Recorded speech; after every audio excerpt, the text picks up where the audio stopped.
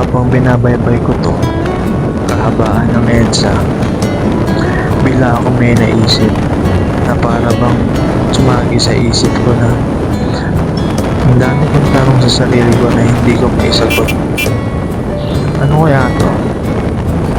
Siguro yung tipong depressed na ako, tipong stress na ako sa buhay, pero kinakaya ko lahat ng mga pagsubok na kailangan kong gawin. Dahil ayaw kong sumuko, ayaw kong give up yung pangarap ko. Gusto ko lang naman umangat sa buhay. Gusto ko lang naman matupad ko lahat ng mga pangarap ko sa pamilya ko, pangarap ko sa pagtulong ko sa lahat ng mga nangangailangan. Alam ko, hindi magbibigay ang Diyos na hindi ko kinakaya.